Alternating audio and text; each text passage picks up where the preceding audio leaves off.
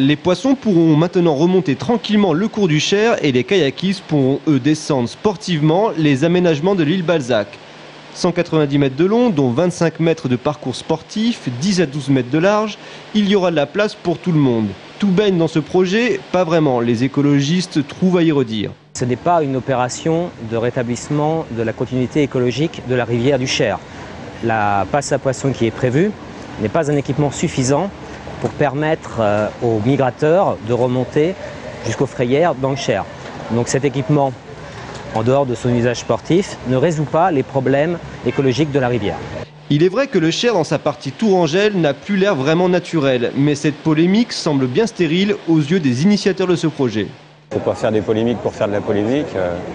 Voilà, on pourrait supprimer aussi peut-être tous les barrages qui ont été faits, certainement, voilà, et recommencer à l'état de ce qu'il y avait il y a 50 ans. Bon, c'est pas possible. Nous, on a rendu possible maintenant la remontée des poissons et c'est quelque chose qui est important. Évidemment, l'écologie a un coût, bon, il faut l'assumer et ça ne nous pose aucun problème.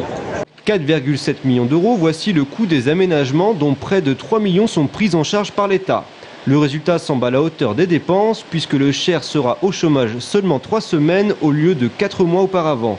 Qui plus est, la passe à poissons est une des plus grandes en France. Au niveau de la conception et de son dimensionnement, elle est à la hauteur des enjeux du Cher. Voilà. Et donc maintenant le challenge c'est de bien la faire fonctionner, de bien la régler.